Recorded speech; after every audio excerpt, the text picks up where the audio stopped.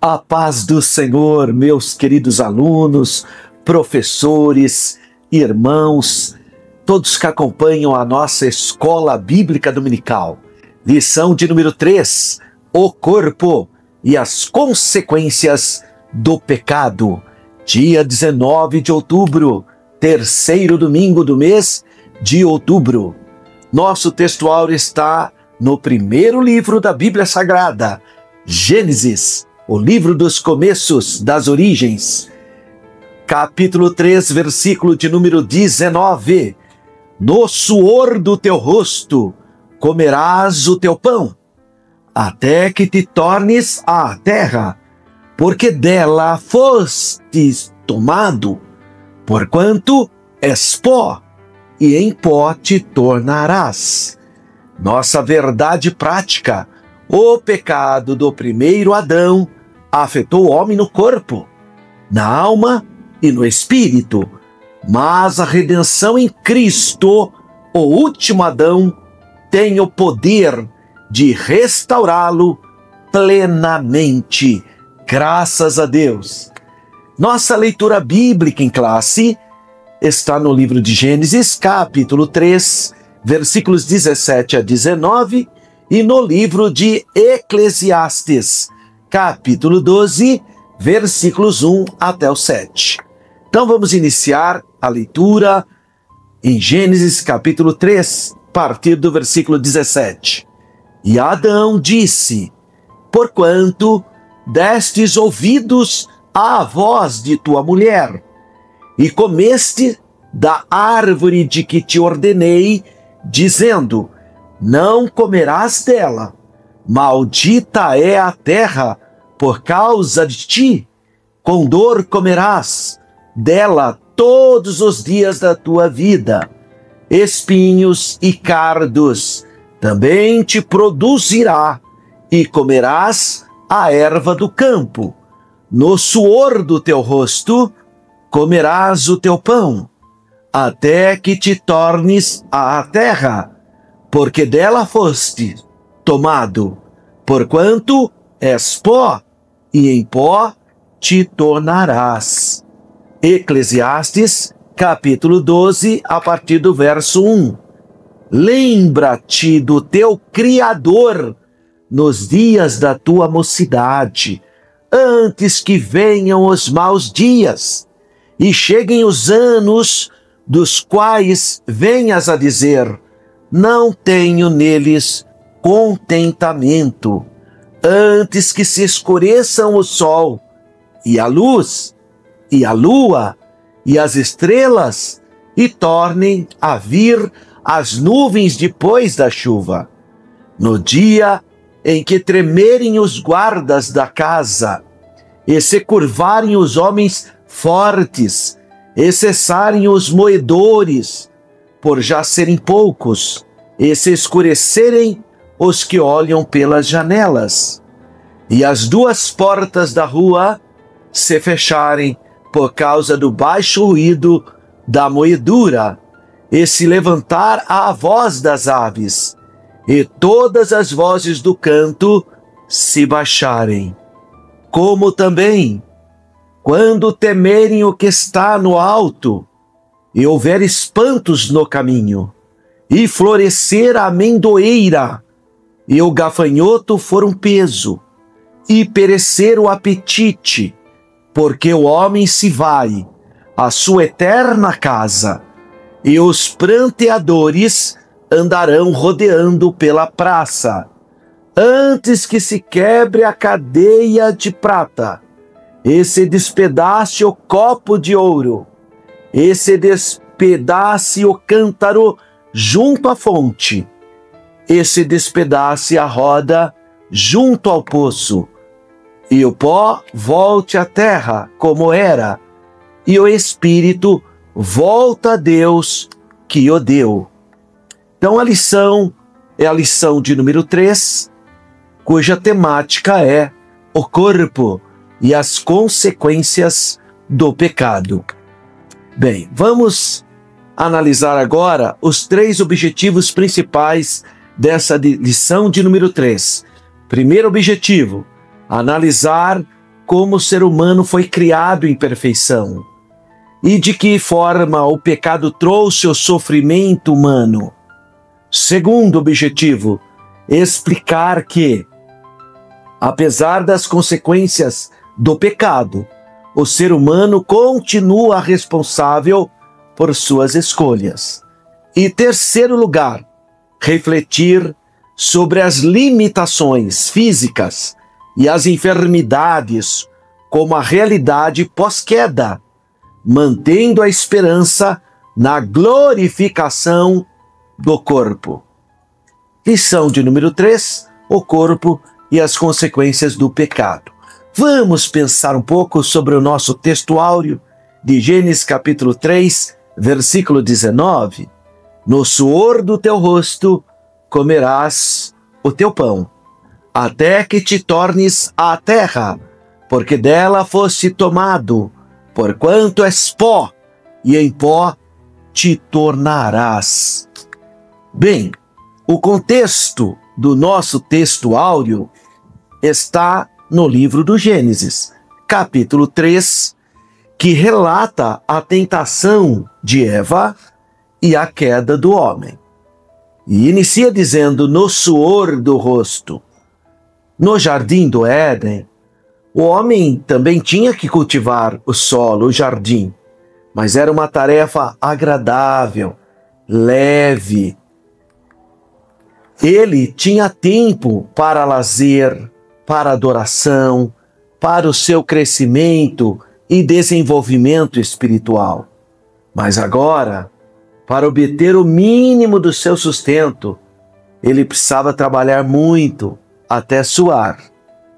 E continuaria a cumprir sua sentença perpétua, pois o labor e o suor haveriam de continuar até que ele voltasse ao pó da terra, até que ele viesse a morrer.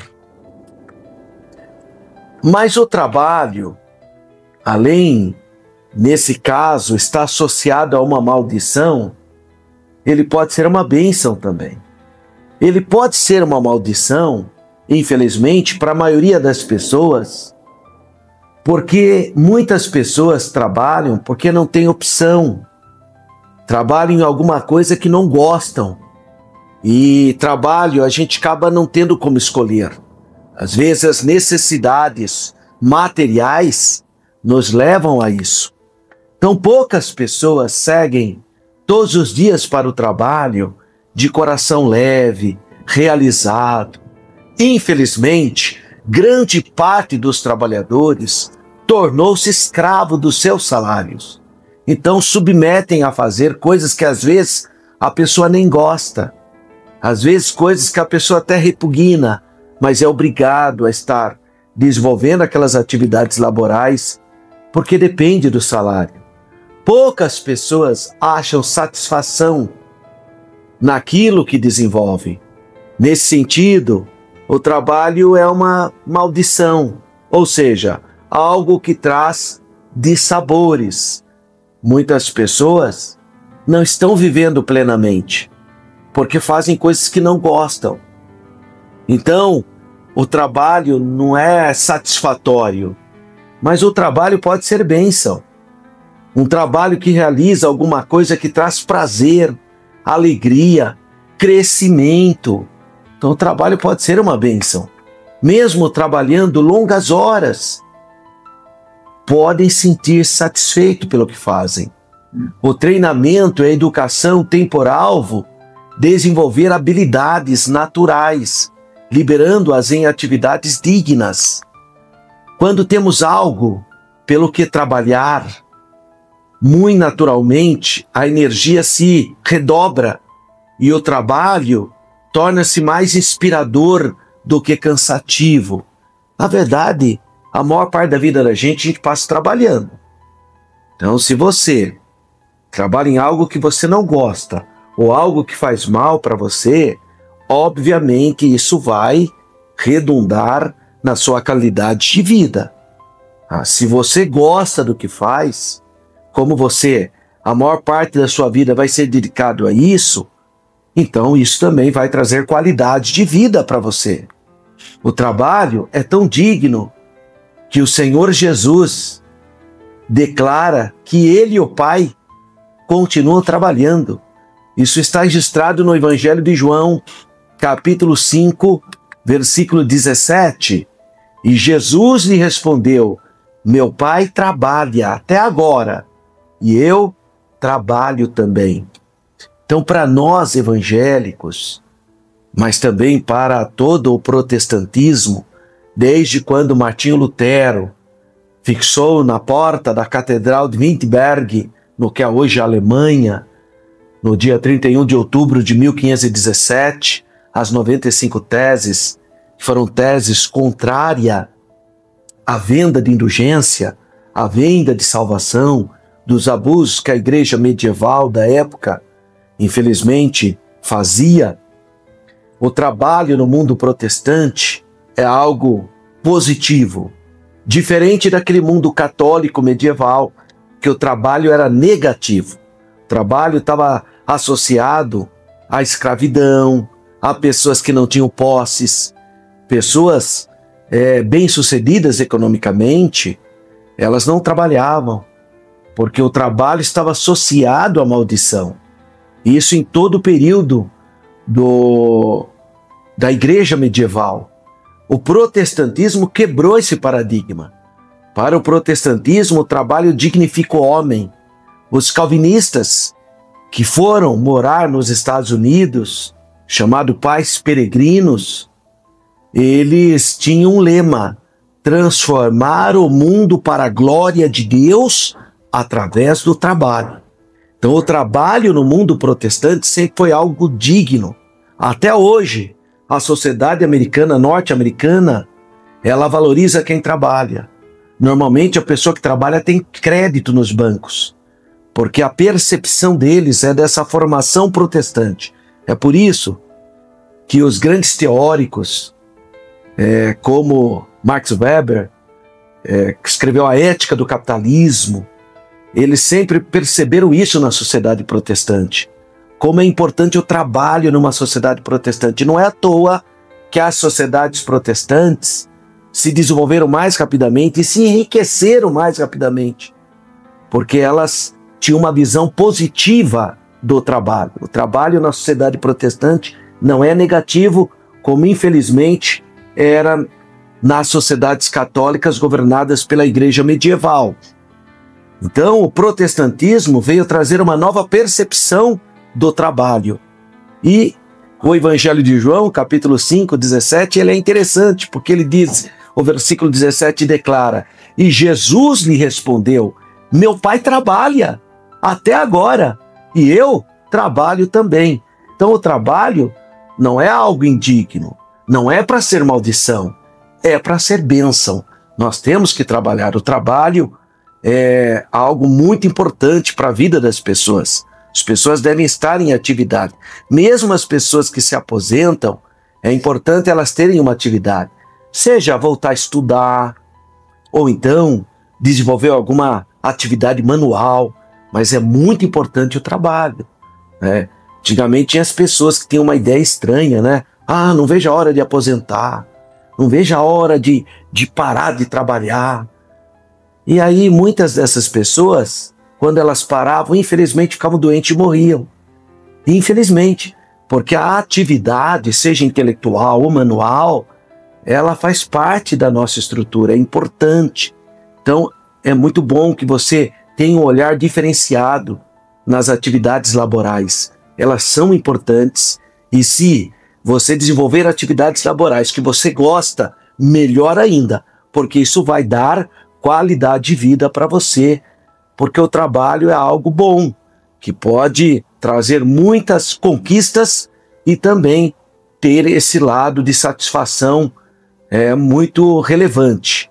Agora, claro, se a pessoa não gosta do que faz, aí vai ser um problema realmente. Bom, a outra parte do versículo, primeiro ele fala do suor do seu rosto, né, ganharás o teu pão. A outra parte fala, ao pó tornarás. Está dizendo aqui de morte, né? Uma referência ao corpo que é sepultado, corpo morto, que volta à sua matéria-prima, que é a terra, o pó. Então o homem foi tirado do pó da terra, Deus criou do pó da terra. E ele então haveria de voltar. Algo lamentável, para dizer no mínimo, porque o primeiro propósito de Deus não foi para o homem morrer, Deus criou o homem para ele viver. Porque Deus criou o homem com o propósito que ele vivesse. Mas a desobediência levou à morte, o pecado original, né? Então, por ocasião do sepultamento, quando uma pessoa é sepultada, normalmente, pelo menos é comum, o pregador, que naquele momento que está sendo sepultado, morto, ele fala, tu és pó e ao pó tornarás, né? Que é uma referência a Gênesis 3,17, que é o nosso texto áureo.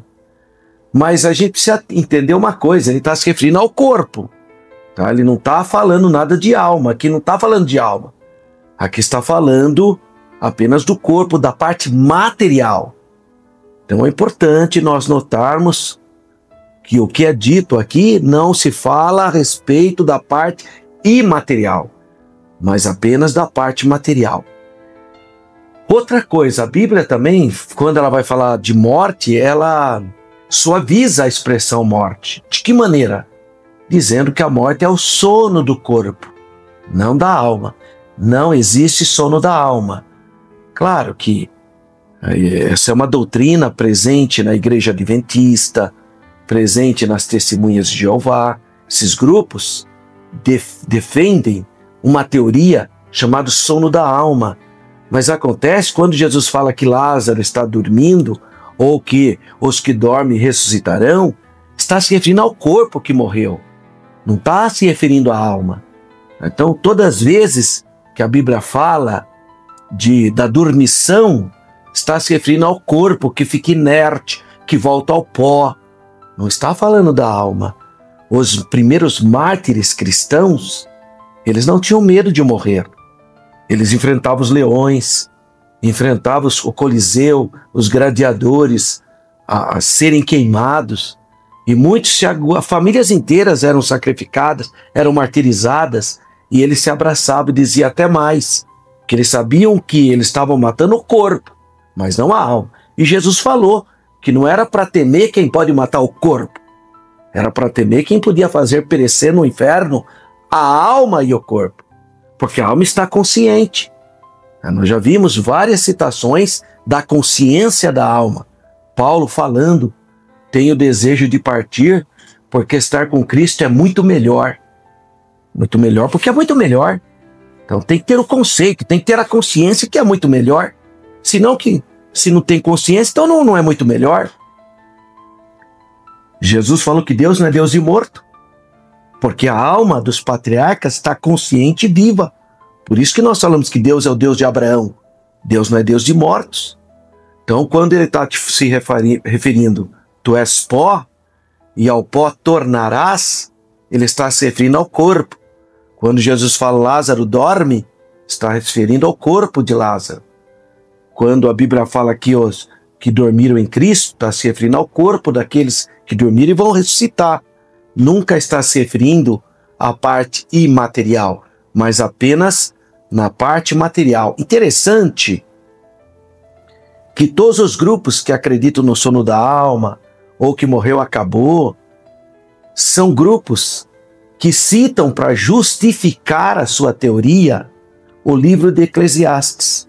Pode observar, todo grupo que não crê na consciência da alma, ele sempre se apega em Eclesiastes. Basicamente, a base doutrinária desse grupo é o livro do Eclesiastes. Só que o livro do Eclesiastes aparecem 29 vezes a expressão debaixo do sol.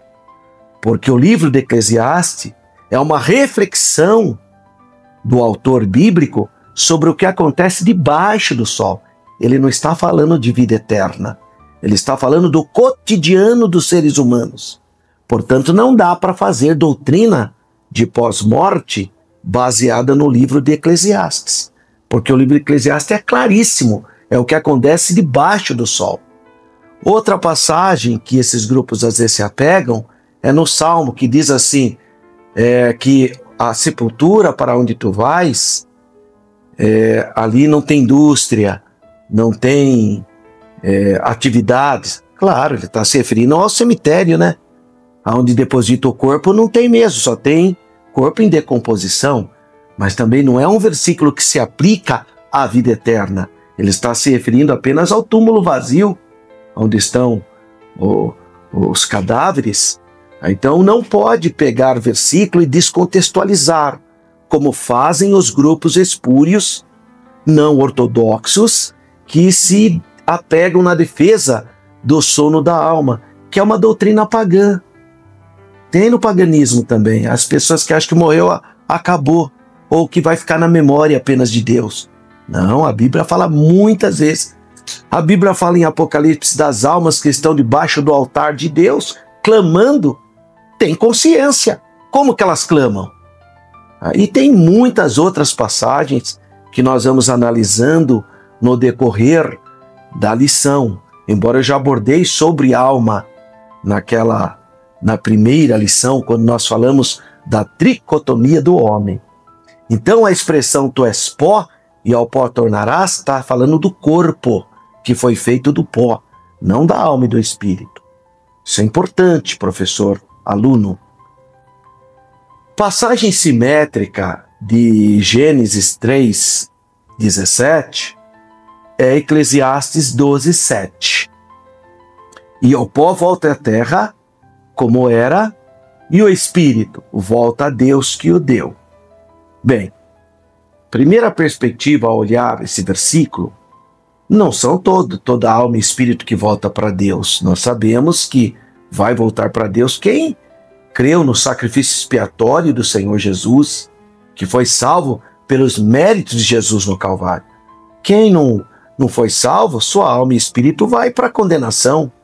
Mas acontece que nesse contexto, a Eclesiastes 12, versículos anteriores, 8 versículos antes, 5 versículos depois, fala sobre julgamento. Vai voltar a Deus, todos os espíritos voltarão a Deus para o julgamento. Nesse aspecto, está certo dizer que o pó volta à terra, mas toda alma, todo espírito volta a Deus para serem julgados. Então a expressão e o espírito volte a Deus que o deu, dentro desse contexto aí, é o contexto de julgamento. Todos os espíritos voltarão para serem julgados, grandes e pequenos, visto que antes e depois de Eclesiastes 2:7, a passagem discute o julgamento após a morte. Tanto é que em Eclesiastes capítulo 11, ou Eclesiastes 11, verso 9, somos avisados que Deus nos julgará. Olha só o que diz, e eu vou fazer a leitura aqui na nova versão internacional, NVI. Eclesiastes 11:9. Siga os impulsos do teu coração e os desejos dos teus olhos. Saiba, porém, que Deus o trará a julgamento por todas essas coisas. Olha a palavra-chave aí, julgamento. 5 versículos à frente do capítulo 12, ou do Eclesiastes 12, verso 7. Olha o que diz o 14. Então, 7 versículos, né? Somos avisados, novamente, de que seremos julgados por Deus. Olha o que diz o capítulo 12 e verso 14. Pois Deus há de trazer a juízo tudo o que é feito, até mesmo o que está escondido, seja bom ou seja mal. Então parece que o contexto do versículo é o julgamento. Ou seja, estamos sendo avisados de que seremos julgados após a morte. Após a morte, nossos espíritos retornarão a Deus, o Deus dos espíritos de toda a carne, para julgamento. Números 16:22, 27:16, Hebreus 12:9. Então, o Novo Testamento nos alerta 33 vezes sobre o dia de julgamento. Hebreus 9:27 nos diz que após a morte seremos julgados. Apocalipse capítulo 20, versículos 11 a 15, descreve o julgamento diante de Deus. Todos os espíritos, ou seja, todas as almas, seja uns ressuscitarão para vergonha eterna e outro para desprezo eterno. Assim cada pessoa morre e retorna a Deus no sentido de ser julgado no último dia, ou diante dele. Hebreus 9, 27. E visto que aos homens está ordenado morrerem uma só vez, vindo depois disto o juízo. Também, então, a citação de Eclesiastes, capítulo 12, versículo 7, mas o Espírito volta a Deus que o deu, além de ter esse pano de fundo de juízo, também pode-se pensar que ele está se referindo apenas aos justos, e não aos incrédulos, aos ímpios, já que a alma e o espírito dos ímpios serão condenados. Então, existem essas duas possibilidades aí, nessa perspectiva, já que esse versículo de Eclesiastes 12 é simétrico ao nosso textuário de Gênesis 3, versículo 19. Lição 3. É a lição que nós estamos discutindo, o corpo e as consequências do pecado. Eu quero lembrar você, para você inscrever aí no nosso canal, ativa o sininho aí das notificações, para você ser avisado dos próximos vídeos. Tá? Curta aí, dê um joinha nesse vídeo. Você pode deixar um comentário também. Deixa uma mensagem aí para mim, tá bom? Vamos lá então. A introdução do conteúdo da lição de número 3. Bom, Gênesis nos apresenta os terríveis efeitos do pecado em toda a criação. O homem experimentou de forma imediata a separação espiritual de Deus, que é a primeira morte, né? O primeiro Thanatos é a morte espiritual, né? Aquela comunhão. No virar do dia, Deus ia lá no jardim conversar com eles. Acabou. Como uma morte, separou. Né? Infelizmente, devido à desobediência. Então, o homem experimentou de forma imediata essa separação espiritual com Deus, manifestada no sentimento de culpa e na reação da presença do Criador logo após o pecado. Então, ao pecar, ele passa a ter consciência e já tenta se justificar diante do Criador. Você pode ler Gênesis 3, versículos 6 a 10. Não muito depois, a morte física entrou na história humana. E aí, o primeiro a morrer fisicamente é Abel, que foi assassinado pelo seu irmão Caim. Gênesis 4:8. Os impactos, então, do pecado no corpo, a parte material do ser humano, será o assunto dessa lição de número 3. E a palavra-chave da lição de número 3 é o pecado. O pecado original, aquela primeira transgressão de Adão, passou para todos os homens. É isso que diz Romanos capítulo 5. Paulo explica isso. Por um homem pecou lá, representado por Adão, todos pecaram. Até que veio o novo Adão, que é Cristo, para enfrentar essa doença, essa transgressão terrível do ser humano. Então, o primeiro tema da lição de número 3 é da perfeição à morte. Subtópico 1.1. A certificação divina. O homem foi criado perfeito, pelas mãos do Criador. Deus criou, a imagem de Deus o criou, e ele foi constituído, incluído o corpo dele. Tudo isso foi criado por Deus. Além da perfeição, fazer parte da natureza divina é algo extraordinário, que Deus soprou sobre nós. O próprio Deus, após a criação do homem, certificou a qualidade de sua obra. De que maneira? E eis que era tudo bom. Deus dá nota para a sua criação. Se você ler o capítulo 1 de Gênesis, o capítulo 1 inteiro, tem 31 versículos. Tudo que Deus faz, ele dá uma nota. Ele usa a expressão hebraica Tov Meod, muito bom. Tudo que ele fez. 7 vezes aparece a expressão e viu Deus que era bom. Eis que era tudo muito bom. 7 vezes aparece essa expressão. O primeiro expressão negativa de Deus, o primeiro não no hebraico é lo tov, não é bom. A primeira expressão de Deus ao falar que não é bom é Gênesis 2:18. Não é bom que o homem esteja só. É a primeira vez que aparece a expressão, porque Deus não criou o homem para ele ser solitário. Então, conforme Gênesis 1:31, havia plenitude de vida no primeiro casal. Adão e Eva viviam em completa harmonia com o seu Criador. Deus falava com eles, havia um diálogo. Tudo estava em harmonia. Eles também estavam em harmonia com a natureza. Quão aprazível era esse maravilhoso estado original, o paraíso que Deus criou. Mas tudo isso foi afetado pelo pecado. Nossa mente não consegue descrevê-lo, mas tudo foi, inclusive a natureza, foi afetada pela desobediência do primeiro homem.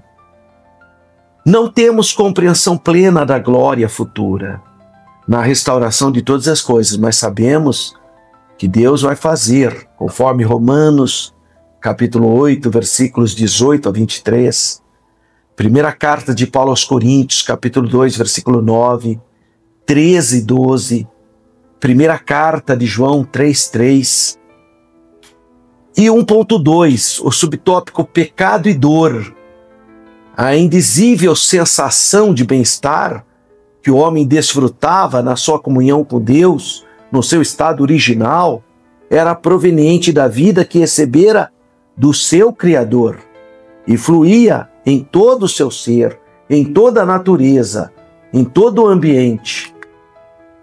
Mas o pecado trouxe a incômoda experiência da dor, provocada por fatores espirituais, emocionais e físicos. Porque o pecado traz essa decadência. O profeta Isaías fala que da planta dos nossos pés até o fio dos nossos cabelos, tudo está maculado pelo pecado. Paulo, escrevendo aos Romanos, ele diz: todos pecaram e estão destituídos da glória de Deus.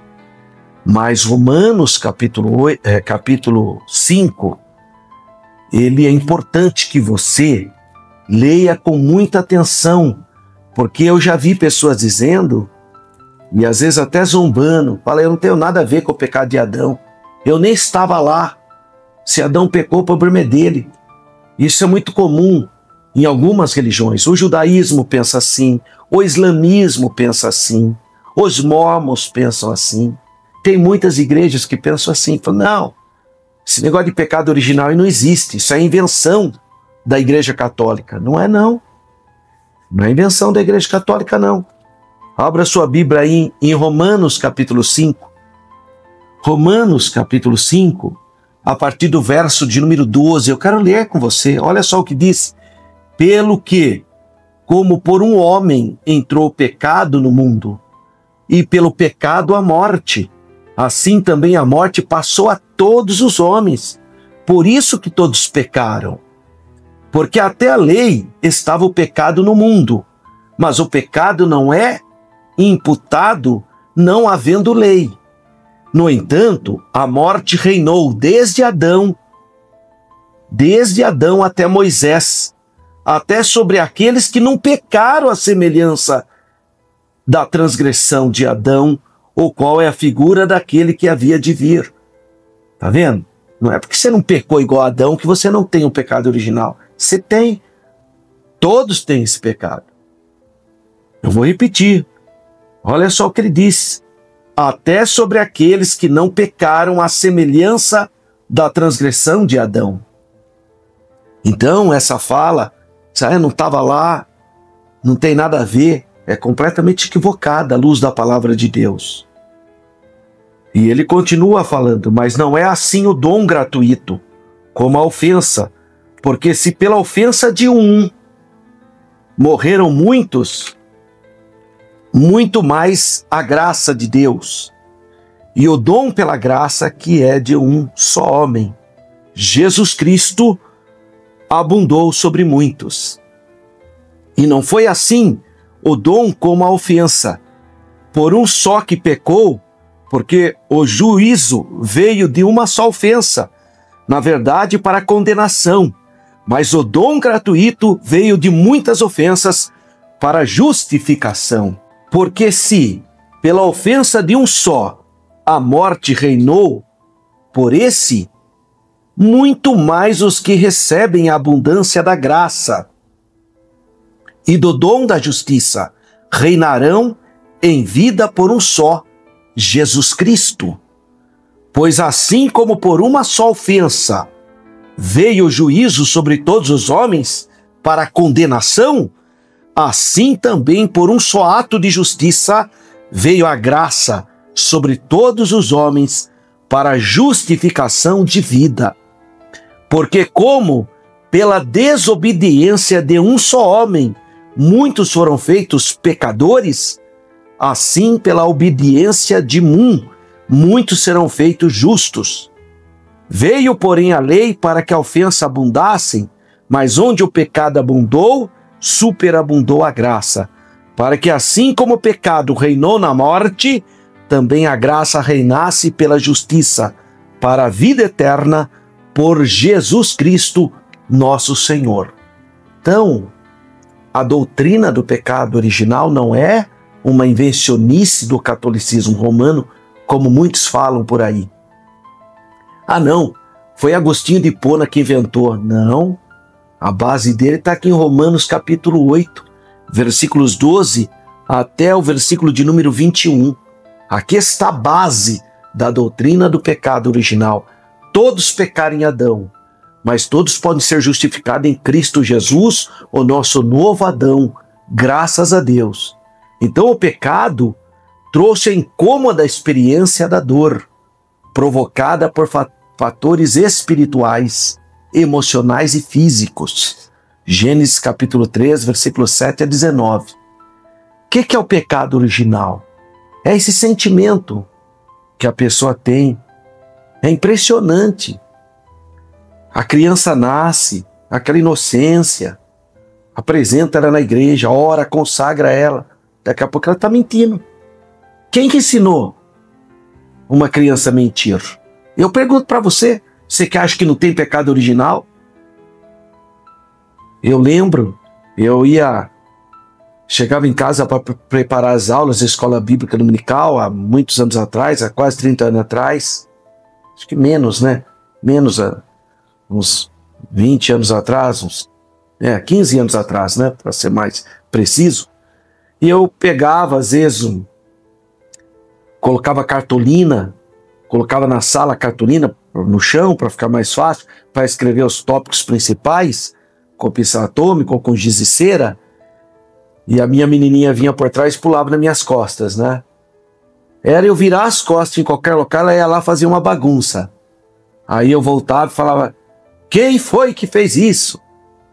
Não fui eu não, papai. Só tinha ela. Só tinha ela. Como que uma criança inocente já mente? É o pecado original. É essa tendência que o ser humano tem para fazer o mal. Paulo fala que o bem que ele quer fazer, esse ele não faz. E o mal que ele não quer, esse sim. Então, nós temos isso. Porque nós somos descendentes do primeiro homem que pecou. Para ficar mais fácil, eu vou dar um exemplo assim muito grosseiro, mas muito simplista, mas que dá para a gente entender. É você, minha irmã, você que gosta de fazer bolo em casa, você pega a forma, fazer um bolo de fubá, você pega uma forma de bolo, e aí sem querer a forma caiu no chão e entortou. Todo bolo que sai dessa forma estará torto. É o pecado original, a nossa forma é Adão. Ele entortou, todo mundo veio torto. Todos nós herdamos o pecado original, porque a nossa forma é o nosso pai Adão, o primeiro ser humano criado por Deus. Então é importante entender que isso é uma doutrina bíblica, não é uma invencionice. Está em Romanos, capítulo 8, a partir do versículo 12. Então, um complexo de alterações que vão da perda da comunhão com Deus e da restituição da árvore da vida, né? Que eles também perderam. A vivência em um ambiente agora diverso, amaldiçoado em muitos sentidos por causa da transgressão de Adão. Um ambiente hostil, uma natureza hostil. Tudo por causa da transgressão de Adão. Em meio a tudo isso, o corpo passou a sofrer, a padecer, a degenerar-se, até cumprir a sentença final. Qual? Retorna ao pó, conforme Gênesis 3,19, que é o nosso texto áureo.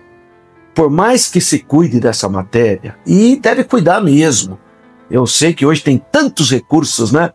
E as pessoas põem botox e passam um creme no rosto, e põe cabelo, e tá tudo bem, irmão, fique à vontade.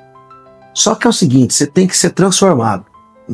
Pode usar botox, pode usar creme, pode pôr cabelo, pode fazer o que você quiser. Faz. Você tem recursos, invista em você. Só que é o seguinte, Deus vai ter que transformar o nosso corpo. O nosso corpo vai ter que ser transformado. Não adianta. Se Jesus vir, você estiver vivo, você vai ser transformado.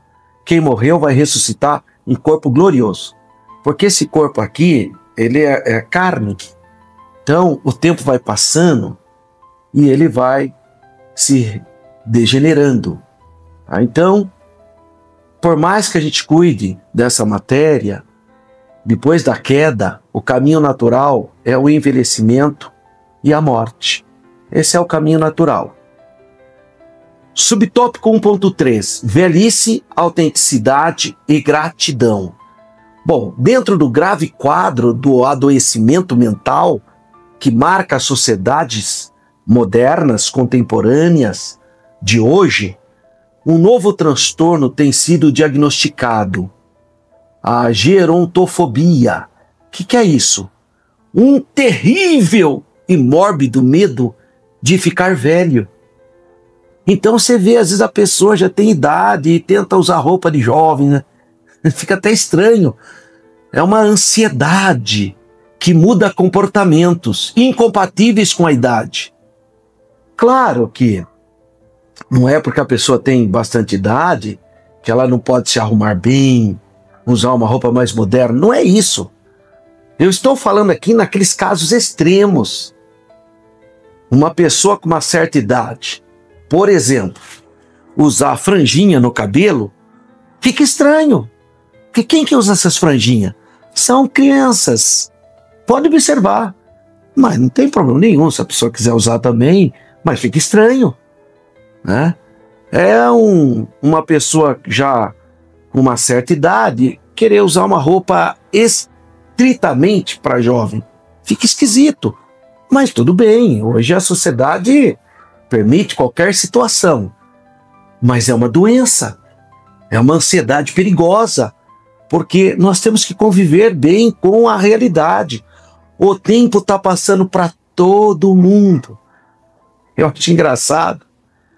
Quando eu vou visitar locais e lugares, igrejas inclusive, eu sou oriundo da cidade de Jundiaí, e a última vez que eu voltei para a igreja de Jundiaí, eu fiquei olhando para alguns irmãos e eu percebi que eles tinham envelhecido, porque fazia muito tempo que eu não os via.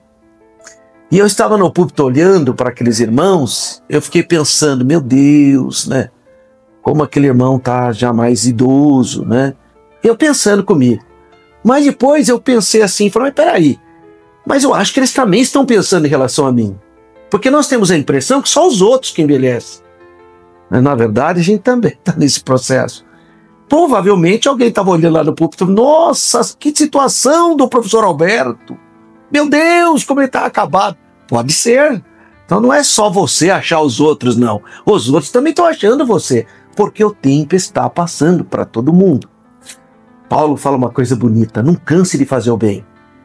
Faça o bem, porque o tempo está passando. Semeie coisas boas, semeie pontes, abrace mais, elogie mais, ame mais a sua família, ore mais, leia mais a Bíblia, porque o tempo está passando para todo mundo. Mas tem essa doença, gerontofobia. Geronto é envelhecimento, velho, né?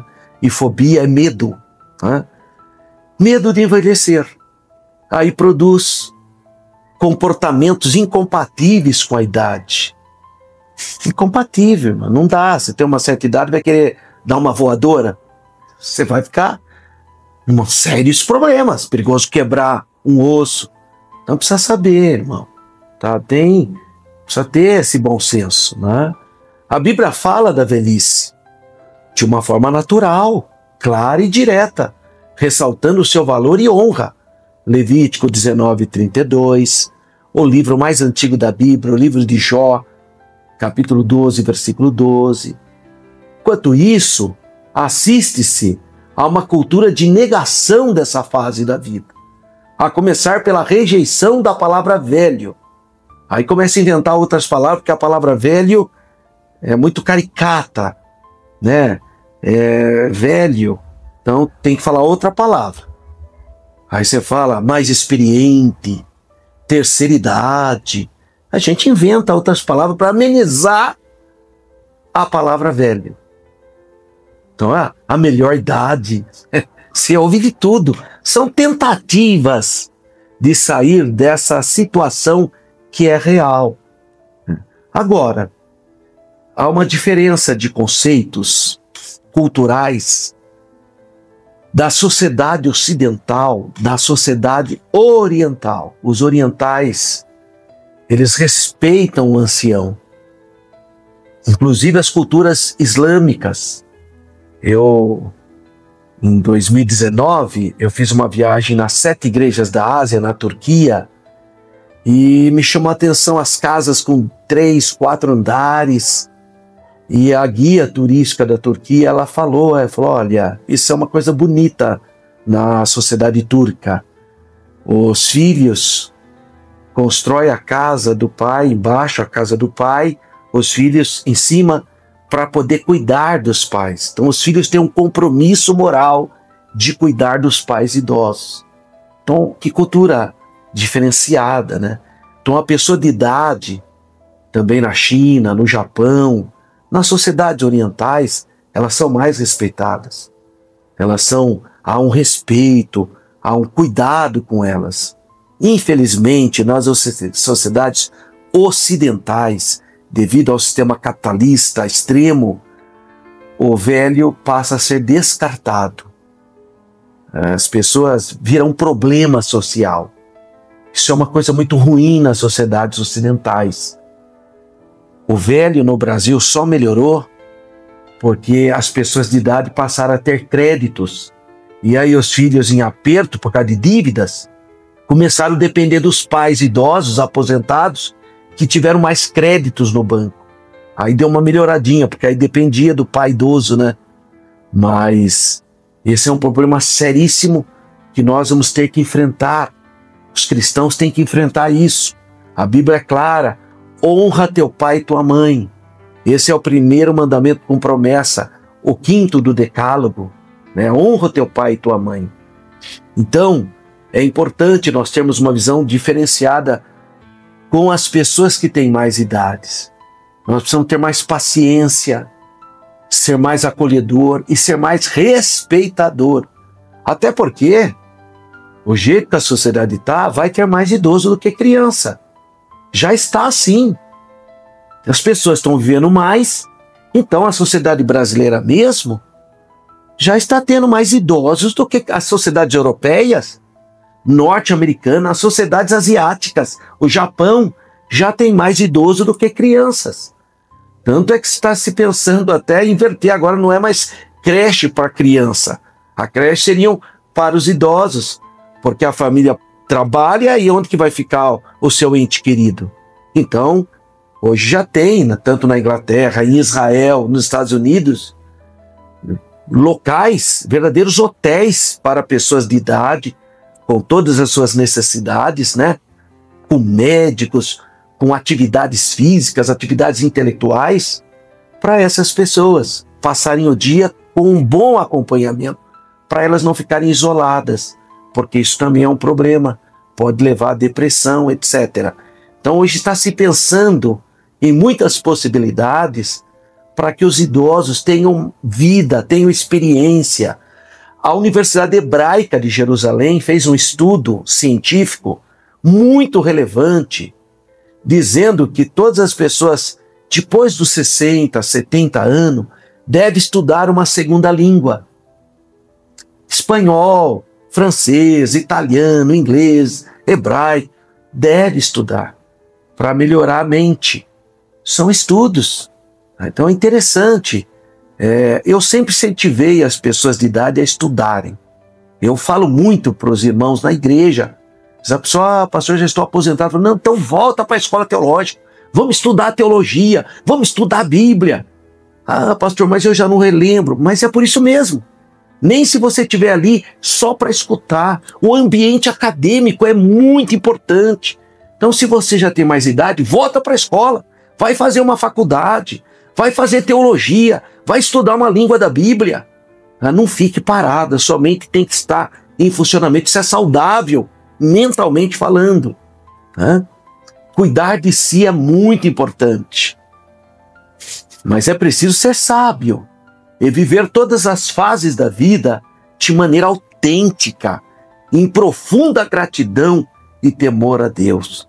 Olha, hoje nas igrejas tem culto de adolescente, culto de criança, culto de jovem. Por que não pode ter o culto da terceira idade? Por quê? Marca, não precisa ser à noite, pode ser de dia. 15 horas, o culto da terceira idade, para os irmãos lá orar, tomar um café, um chá. Olha que coisa saudável, que bênção. Adorar a Deus, fazer novas amizades. Então temos que repensar. É possível fazer isso. Precisamos reconhecer as características e a importância de cada etapa da nossa existência. Isso é muito importante. Então, o resuminho do primeiro tópico é: o ser humano foi criado em perfeição. Deus criou perfeito. Mas o pecado trouxe o quê? Dor, envelhecimento e a morte física, como consequência da queda, do pecado original. Segundo tópico dessa lição de número 3, a responsabilidade humana. Subtópico 2.1, corpo e livre-arbítrio. Como consequência de sua transgressão, Adão e Eva passaram a conhecer não somente o bem, mas também o mal. Gênesis capítulo 3, versículo 22. Mas apesar de o pecado ter desfigurado a imagem de Deus no homem, não aniquilou, ficou nublado, mas não foi totalmente eliminado. A Bíblia usa uma expressão bonita, né? Existe um pavio que fumega dentro de todos nós. Tem alguma coisa lá dentro de nós, apesar dos pesares, apesar do pecado original, apesar do nosso livre-arbítrio também ser contaminado pelo pecado. Aí alguém pode falar, mas peraí, mas se o seu livre-arbítrio foi contaminado pelo pecado, você nunca vai aceitar Jesus. Nunca aceitaria mesmo. Por isso que a graça de Deus se é manifestada trazendo salvação a todos os homens. O primeiro toque sempre é de Deus. Você nunca, por si só, voltaria para Deus. Você só volta para Deus, meu irmão, você que está me assistindo. Você só voltou para Deus porque o Espírito Santo tocou em você, no seu livre-arbítrio. Aí, o seu livre-arbítrio foi tocado pela graça, aí você creu. Como muitos foram tocados e não creram. Mas se não fosse o primeiro toque de Deus, jamais você voltaria para Deus. O primeiro toque é de Deus. Claro, você está totalmente... Eu não falei aqui o profeta Isaías, da ponta da planta do seu pé até a ponta dos seus cabelos, os fios dos seus cabelos, tudo está contaminado? Claro que o seu livre-arbítrio também foi contaminado. Por isso que sozinho nenhum homem volta para Deus. Nenhum ser humano sozinho volta para Deus. Mas Paulo, escrevendo a Tito, capítulo 2, versículo 11, ele diz: porque a graça de Deus se há manifestado, trazendo salvação a todos os homens. Olha que coisa linda. Então é o Espírito Santo que toca primeiro. Eis que estou à porta e bato. Se alguém abrir, aí entra o livre-arbítrio, né? Então Deus toca no seu livre-arbítrio e ele pode crer ou não crer. Mas o primeiro toque sempre é de Deus. Então, apesar de o pecado ter desfigurado a imagem de Deus no homem, não aniquilou. Um dos significados disso é que o ser humano continua dotado de livre-arbítrio, de poder fazer escolhas. Quem crer e for batizado será salvo. E quem não crer? Quem não crer será condenado. Então é você que decide. Somos responsáveis pelo uso do nosso corpo, para o bem ou para o mal. Como disse Deus a Caim. Deus falou para Caim: se bem fizeres, Caim, não haverá aceitação para ti? E se não fizeres bem, o pecado jaz à porta, e para ti será o seu desejo, e sobre ele dominarás. Então você tem sim domínio sobre o seu livre-arbítrio para você decidir coisas corretas ou não. 2.2. A potencialização do sofrimento. Além das consequências naturais decorrentes do pecado original, o corpo também sofre impactos das transformações que o ser humano pratica ao longo da vida. Então, uma pessoa que nunca dormiu direito, não se alimentou direito, ela está mais vulnerável a um envelhecimento precoce, a ter mais enfermidades, é óbvio.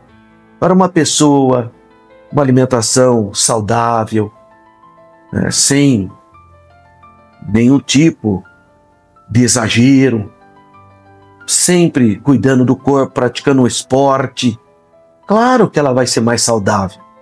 Então o corpo também sofre os impactos das transgressões que o ser humano pratica ao longo da sua vida, inclusive contra si mesmo. Essa potencialização do sofrimento decorre das obras da carne. A palavra carne no grego é sarx, natureza pecaminosa da carne. É a manifestação do espírito de inimizade contra Deus. Ser contra Deus envelhece o ser humano também. O salmista fala que no Salmo 51, até bom que você leia o Salmo 51, ele fala que enquanto ele ocultou o pecado dele, os ossos dele até quebraram. Então a pessoa que é desobediente a Deus não tem paz, fica decaída, triste. Então a manifestação do espírito de inimizade, querer ser inimigo das coisas de Deus, que Satanás, a antiga serpente, incita e instilou no coração humano desde o Jardim do Éden. Esse quadro de corrupção foi observado logo nas primeiras gerações. E somente se agravou até hoje, você vê cada coisa. O profeta Isaías fala que coisas horríveis estão fazendo sobre a face da terra. Coisas horríveis. Então até hoje tem gente dando lugar para a obra demoníaca. Quer ver uma coisa que destrói o nosso corpo? As drogas. As drogas são um dos instrumentos de profunda degradação do corpo. As práticas sexuais ilícitas também. E as práticas sexuais ilícitas, a indústria disso é uma das que mais crescem.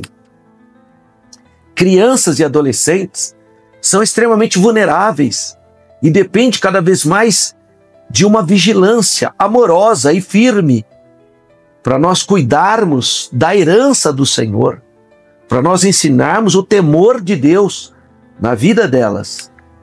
Qualquer negligência pode resultar em consequências gravíssimas. Então, o resumo do segundo tópico, mesmo após a queda ao pecado original, o ser humano possui livre-arbítrio e é responsável por suas escolhas que afetam o nosso corpo e a vida diante de Deus. Quero pedir mais uma vez para você se inscrever no canal se você ainda não inscreveu e para você compartilhar esse vídeo para maximizar o alcance desse estudo bíblico. Então, todo mundo tem um grupo.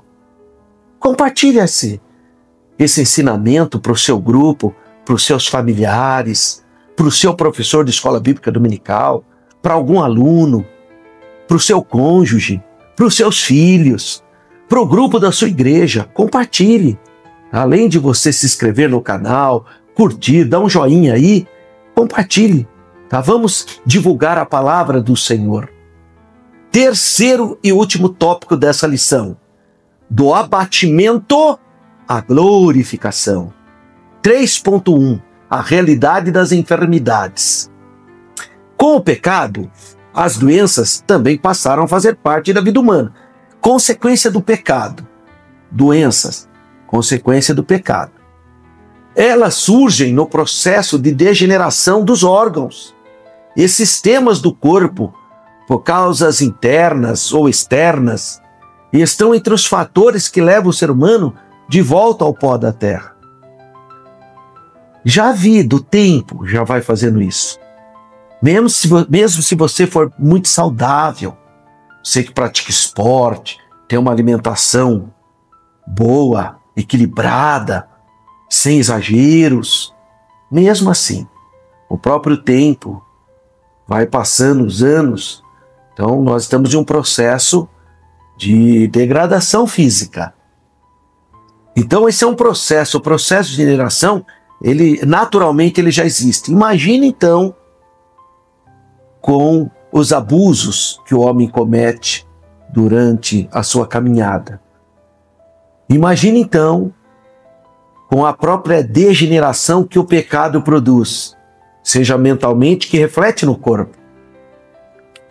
Doenças psicossomáticas refletem no corpo. Ninguém está imune ou isento de sofrê-las, nem mesmo os cristãos. O apóstolo Paulo menciona seu cooperador, o Trófimo, que deixara doente em Mileto. Está lá, na segunda carta de Timóteo, capítulo 4, versículo 20. A Bíblia diz que o profeta Eliseu morreu de uma doença. Não sei que doença, mas morreu de uma doença. Está escrito lá. Morreu da doença que ele tinha. Não sei que doença é, mas ele morreu. Um profeta. Então, todos nós estamos sujeitos a isso. Olha o que Paulo recomenda ao seu filho na fé, ao jovem obreiro Timóteo. 1 Timóteo capítulo 5, versículo 23. Não bebas mais água somente, mas usa-te um pouco de vinho, por causa do teu estômago e das tuas frequentes enfermidades. O Timóteo era um obreiro doente, e Paulo não podia falar: peraí que eu vou orar por você e vou repreender a enfermidade. Não, irmão, tem coisa que você pode cuidar. Às vezes eu vejo os irmãos na igreja falar: ai, pastor Alberto, que luta, eu tomo remédio, todo dia eu tenho que tomar aquele remédio. E eu falo para a irmã: ô irmã, dá graças a Deus. Já pensou? Deus deu capacidade para os cientistas criarem esse remédio por causa da senhora. E a senhora está nervosinha?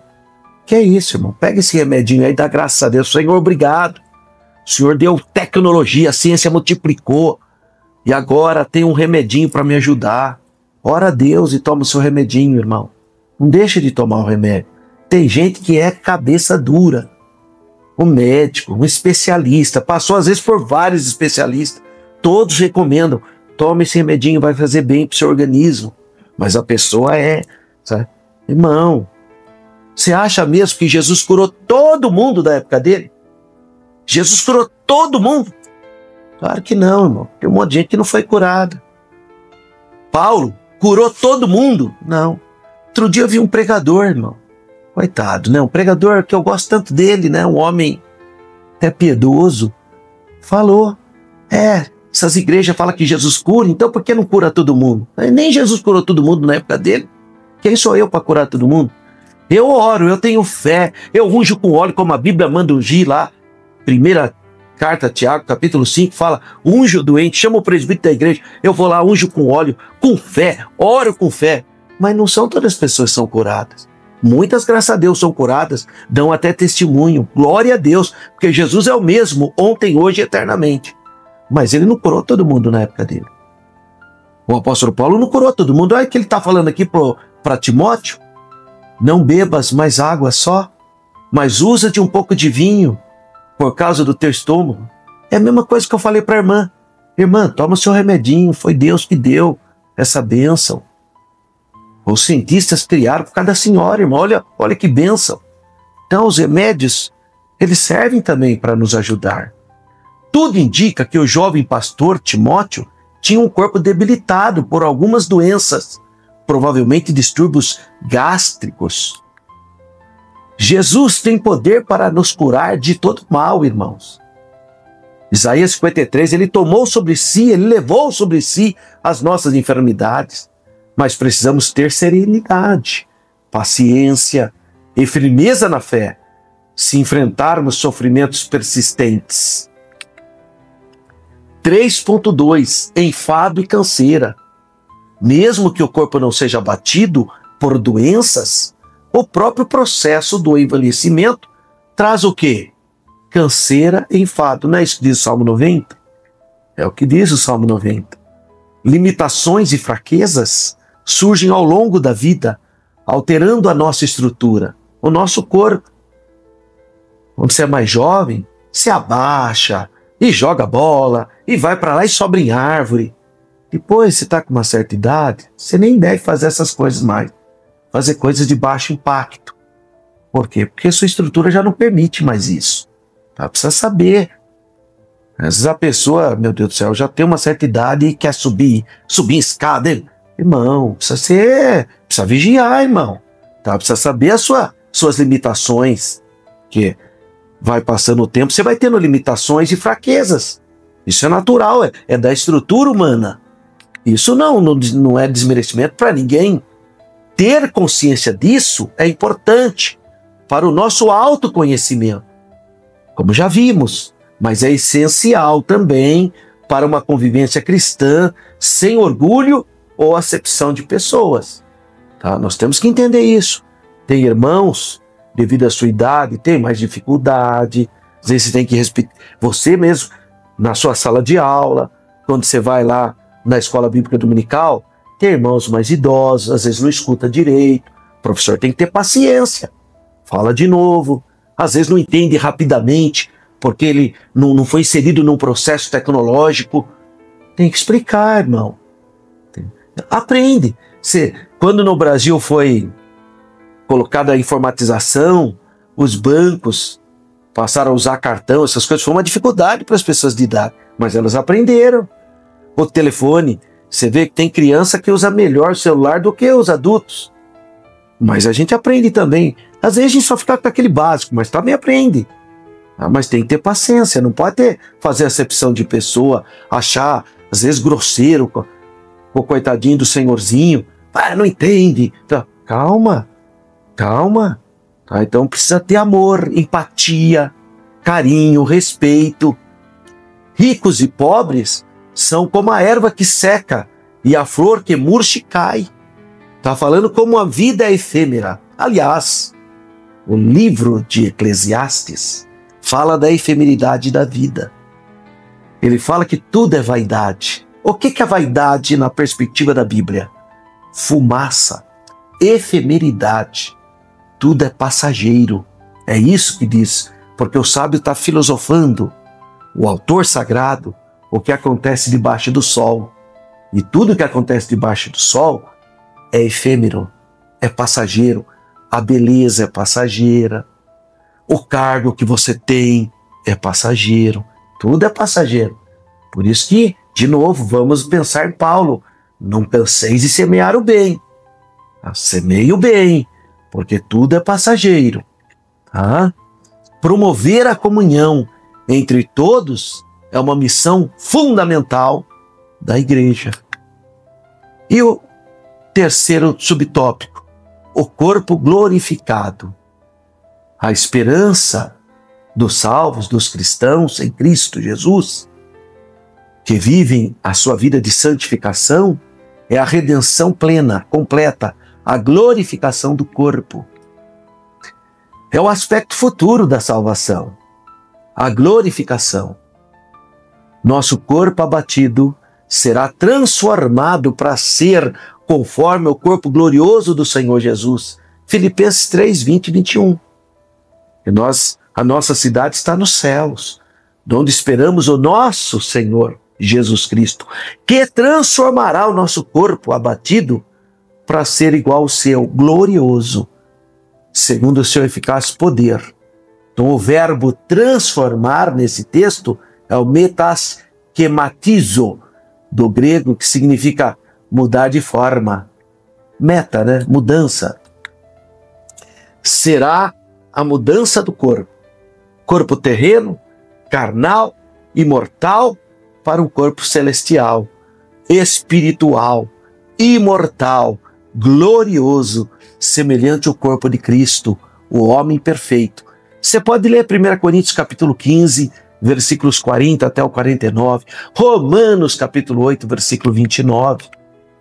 Então, o resumo do último tópico: apesar dos pesares, apesar das enfermidades e limitações da carne, do corpo, o crente tem a esperança da glorificação, quando o seu corpo será transformado à semelhança de Cristo.